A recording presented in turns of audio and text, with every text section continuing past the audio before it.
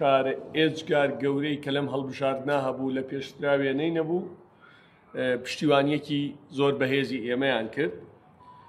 بەداخەوە ئەم هەڵبژاردنە بۆ ئێمە هەڵبژاردنێکی زۆر نادات پەروەرانە بوو، جیاواز لە هەموو هەڵبژاردنەکانی پێشوویان بڵێن خراپتر لە هەموو هەڵبژاردنەکانی پێشوو. سەرجەم دامەزراوەکانی حکومڕانی بۆ بەرژەوەندی حزبی بەکارهێنرا.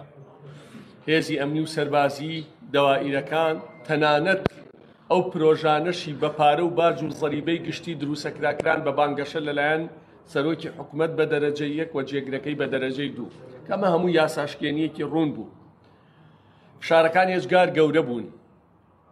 سیمای ئەم هەڵبژاردنە لە هەرێمی کوردستانە دوو سیمای زۆر خراپیە بوو کە پێشتر وێنەی نەبوو. هەڵبژاردنی پارە بوو لەگەڵ بەکارهێنانی هێز و دەسەڵات کە هەر کورسیەکی پارتی و یەکێتی نزیکەی 6 ملیۆن دۆلار کەوتووە، چ بەکڕین چ بە خەرجکردنی پارە. خراپتر لەمە بۆ یەکەمین جار کللتورێکیان هێناوە ناو هەرێمی کوردستانەوە کە پێشووتر ئەم کللتورە بە تاکی کورد بە خەڵکی کوردستان زۆر نامۆ بوو، کللتوری دەنگکڕین. لە بەردەم وێزگەکانی دەنگدانە بە ئاشکرا خێمەیان هەڵدا، دەیاندی کۆمنتمان لە بەردەستایە، وەرن کارتی وەرەقەی دەنگدانەکەت پیشاندە و پارەکەی خۆت وەرگرە. ئەمە بردننی تاکی کورد و بەرەو ئاراستەیەکی مەترسیدار. ئەمە وێنە لە شارەکانی عێراقا پێشتر هەبووە. بەداخەوە ئەم جارە لە هەرێمی کوردستانیشی گرتەوە. ئەمە ئاماژەیەکی زۆر خراپ و مەترسیدار بوو. خاڵێکی تر کە لەم هەڵبژاردنەدا زەرەری گەورەی لە ئێمەدا، لە سلێمانی نزیکەی 2 کورسی زەرەری لێداوین، لە هەولێر کورسیە، لە دهۆکیش کورسیەک. ڕەسمگرتنی ئیجباری بوو. سەرجەم هێزە ئەمنی و سەربازیەکان ئیجبار کران ڕسمی دەسەڵاتەکان کارتی دەنگدانەکانیان بگرن. تەنانەت هەڕەشە کرا. بۆ نمونە بەس لە مروری سلێمانی 800 دەنگ سووتێنرا کە ئێمە خۆمان تیممان دروست کردبوو، برادری ئێمە بوون، ناچاریان کردبوون. ئەمانی چوون ڕسمی دەنگەکەیان گرتووە، کارتەکەی لەسەر بۆ بۆیان ناردوون، دواتر سووتاندویان. ئەم دەنگ سووتانە زۆرە 85% ئەوەی ئێمە دراسەمان کردووە سووتاندنی ناچاری بووە. وتویانە بۆ نمونە لە سلێمانیت ئەگەر دوای نەقلی کفریمان کردی گلەی نەکەی، لە حاجی ئۆمەرانەوە نەقلی خەبات کرای کە 4 سەعات دوورە گلەی نەکەی. واتە هەموو دامەزراوەکان بەکارهێنران. تەنانەت کارمەندی شارەوانی مۆزەفی حکوومەتی مەدەنی ڕۆژی دەنگدان پێیوترا بێ ڕسمی دەنگ کە بێری و کارتەکەتت لەسەر بێ و بیگری. تەنانەت کارمەندی پاکەرەوە کە بە 300,000 لە کۆمپانیای کەرتی تایبەت ئیشەکەن، نەک حکوومەت، وتویان ئەگەر ڕسمەکە نێری بەیانی نەیتەوە بۆ دەوام. کارمەندەکانی سکیوریتی کۆمپانیای کەرتی تایبەت، واتە زۆر خراپ دەستیان بۆ ئەبەر. سەرباری ئەمە بردمانەوەم هەڵبژاردنە. قیاسەکە ئەوەیە پارتی لە سلێمانی ژمارەی دەنگەکانی لە ژمارەی موچەخۆرەکانی کەمترە.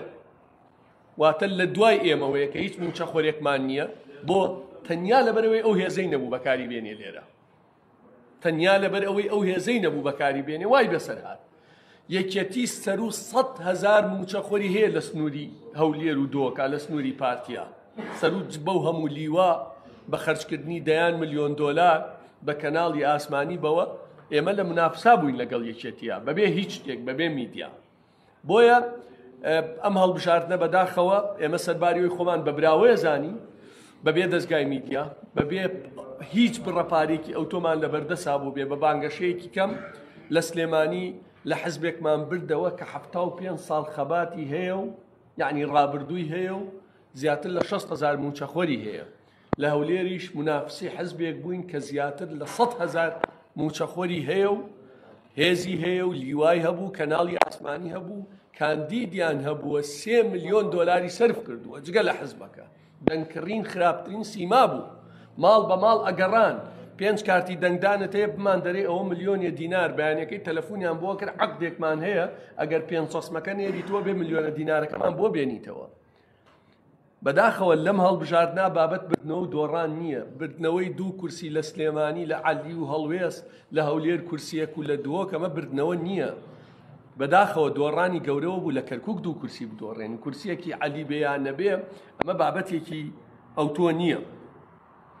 بۆیە هیوادارین دەستبەرداری ئەمە بن زۆر خراپە ئەم فشارە ئەمە بردنەوە نییە بردنەوە بێ بە پەیام بێ بە ڕوئیا بێ بە دیدگا بێ بە خزمەت گوزاری بێ تۆ هەموو کەس ناچارکەی ڕسمی دەنگ بگرێت ڕێک ئێمە ڕاستە هەڵبژاردن تێکدا یەکەم تایبەتمەندی هەڵبژاردن نییە کامیلەش قەدەغە بوو لە هەموو مەکتەبێ بە ئاسانی خوانتان وتیان کامیلە بەرن و بەرحاڵ هەڵبژاردن تەواو بوو ئێمە لە یەکەم وێزگەی ئیشکردنمانە 5 کورسیمان بەکارهێنا چەنە پلان و دیرگای خۆمان بۆ زیاتر بوو بەڵام ئەو فشارە پلانەکەی لە ئێمە تێکدا بەڕاستی ئێمە زیاتر دوای هەڵبژاردن زۆر تەرکیزمان کرد لەسەر لەگەڵ سەرۆک وەزیران دانیشتین موەسساتی تر بۆ ڕێگریکردن لە ساختەکاری بەڵام ئەمان چوون ڕێک بە دیلی ساختەکاریەکە ئەم فشارە منەظەمە ڕێکخراوە بوون کە من لە مێژووی خۆما شتیوام نەبینیوە ینی باشترین بەڵگەش ئەمەیە چۆن لە دەنگدانی تایبەتە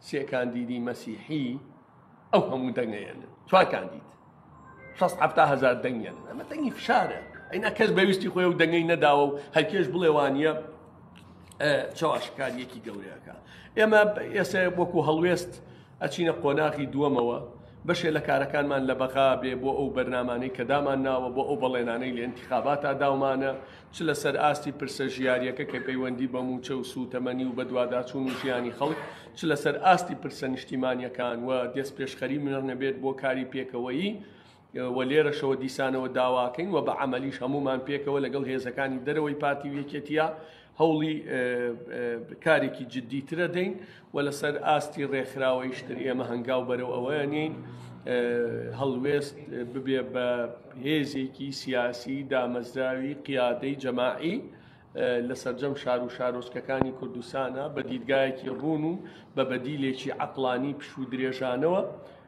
کارەکانی خۆمانەکەین دووبارە و سێبارە سوپاسی خەڵکی کوردستانەکەین بە تایبەتی ئەو 8,000 دەنگەی لە ناو هێزی ئەمنیە بەشێکی زۆر لەوانەی کە دەنگیان بە ئێمە داوە مجازەفەیان بە معاشی مناڵیانەوە کردووە بەرژیانی خۆیانەوە کردووە بەوەی خەڵکە بۆ دەنگی بە ئێمەدا لە پێنجێن و تویانە بزانین دەنگت داوە نەقلی حدودی سووریاتەکەین ئاوا ئێمە دەنگکانمان هێناوە ئەو 5 کورسیەی ئێمە یەکێتی بە نزیکەی 200 ملیۆن دۆلار بە نزیکەی 200,000 چەکدار بە نزیکەی 1000 بارەگا دوو هێندەی ئێمە کورسی هێناوە لە هەرێمی کوردستانە پارتی بە نزیکەی 300 ملیۆن دۆلار خەرجی بە نزیکەی 500,000 موچەخۆر لە منافەسا بووین یانی ئەگەر زەختەکە نەبووە ئەوی شەو دەنگانەی نێنە ئەمە هەنگاوێکی سەرەتایە بۆ ئەوەی هێزێکی مەبدەئی ئێمە هەنگاو بە هەنگاو بنیاد بنی سوپاس بۆ ئامادەبوونتان ئەرسەرنجێکشتانەیە لە خزمەتتان